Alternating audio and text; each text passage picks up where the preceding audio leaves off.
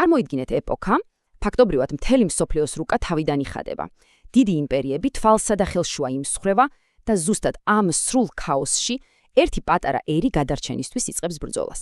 დღევანდელ მიმოხილვაში პირდაპირ საქმეზე გადავალთ და ერთად გავივლით საქართველოს პირველი დემოკრატიული რესპუბლიკის, მართლაც რომ დრამატულ დაბადებასა და მის სრულიად ფანტასტიკურ მემკვიდრეობასა.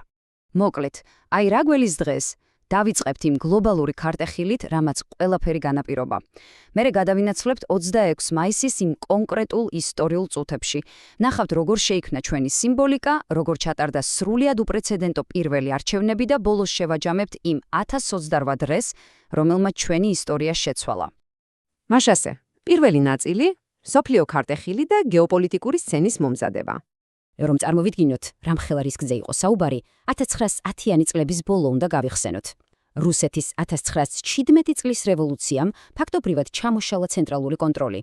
იქმნება ამიერკავკასიის კომისარიატი, მაგრამ 1918 წლის მარტში ხდება სრული კატასტროფა. ბრესტ-ლიტოვსკის ზავით საბჭოთა რუსეთი უბრალოდ იღებს და ჩვენს ტერიტორიებს, ბათუმს, არდაგანს და კარს თურქეთს გადასცემს. თან ისე რომ რეგიონს არც კი ეკითხება. აპრილში სასწრაფოდ იქმნება ამიერკავკასიის ფედერაცია, მაგრამ რა თქმა უნდა შიდა უთანხმოებების გამო ის მაშინვე დაშლის პირას მიდის.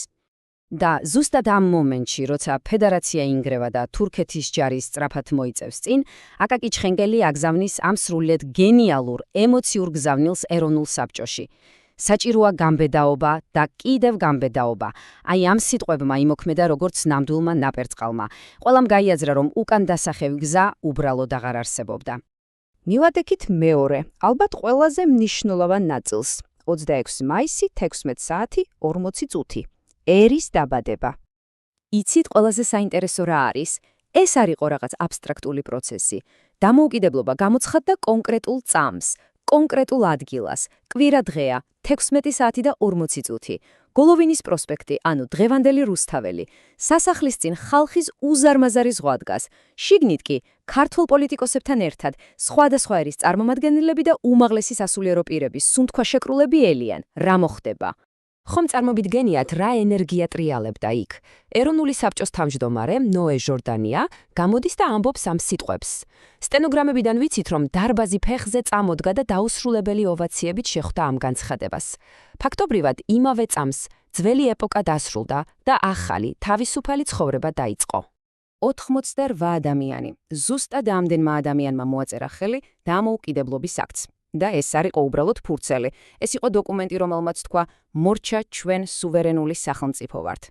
და რაც თავარია, იქ ეწერა, რომ სახელმწიფო თანასწორად უზრუნველყოფს ყველას უფლებებს, ეროვნების, სარწმუნოების და ყურადღება მიაქციეთ სქესის მიუხედავად. იმ დროისთვის ეს აბსოლუტურად რევოლუციური იდეა იყო. მესამე ნაწილი, ეროვნული სიმბოლიკა. სახელმწიფოს თავისი სახე და იდენტობა სჭირდებოდა. აბა გამოაცხადე დამოუკიდებლობა. მერე რა შვები? ვიზუალური ნაწილი გჭირდება, ხომ? იაკობ ნიკოლაძემ და იოსებ შარლემანმა შექმნეს ეს სამფეროვანი დროშა, რომელიც 10 სექტემბერს დაამტკიცეს. შვინდისფერი ფონი, ზევით შავი და თეთრი ზოლებით. ეს უბრალოდ ფერები კი არ იყო, ეს იყო რისკის ფასად მოპოვებული დამოუკიდებლობის მთავარი ვიზუალური გამოხატულება. და გერბი. აქ სრულიად გენიალურად დააკავშირეს ახალი რესპუბლიკა ჩვენს უძველეს ფესვებთან. თეთრი წმინდა გიორგი, რომელსაც ქართულ ჰერალდიკაში ჯერ კიდევ მე-12 საუკუნიდან ვხვდებით, ისევ ბრუნდება სახელმწიფო სიმბოლოდ. დიზაინზე იოსებ შარლემანმა იზრუნა, ხოლო დეტალები ივანე ჯავახიშვილმა და დიმიტრი შევარდნაძემ შეათანხმეს. ნუ რა თქმა უნდა, ჰიმნის გარეშე სახელმწიფო წარმოუდგენელია. კოტე ფოცხვერიშვილის დიდება დამტკიცდა როგორც სახელმწიფო ჰიმნი.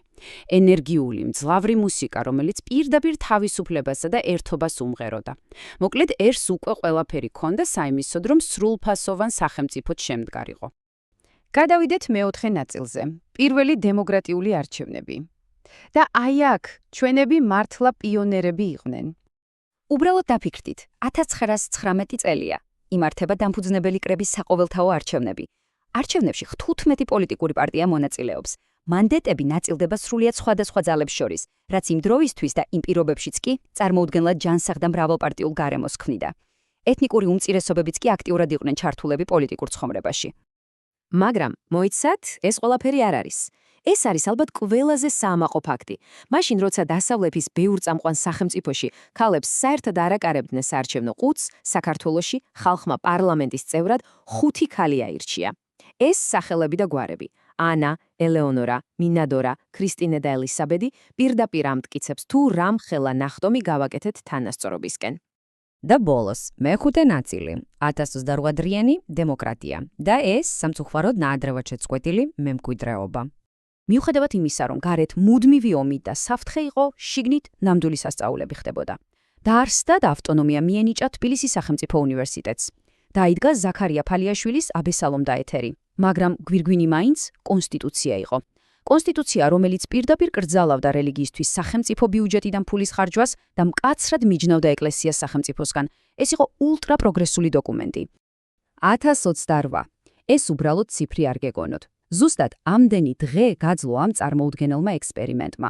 1921 წლის 25 თებერვალს წითელი არმია შემოიჭრა, ჩვენი ქვეყნის ანექსია მოახდინა და ყველაფერი, რაზეც ახლა ვისაუბრეთ, ათეულობით წლით ჩაახშო საბჭოთა სიბნელე.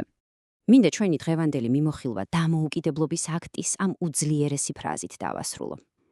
კი, რუსეთმა მოახდინა ოკუპაცია, მაგრამ ის ნაპერწკალი ვერასდროს ჩააქრო. უბრალოდ დავფიქრდეთ, თუ ამ ხალხმა სულ რაღაც 1028 დღეში ასეთი რესპუბლიკა, ასეთი კონსტიტუცია და ასეთი კულტურა შექმნა, რისი მიღწევა შეგვეძლო ის საშინელი წითელი ქარტეხილი რო არ დაბრუნებულიყო. დაფიქრდით ამაზე.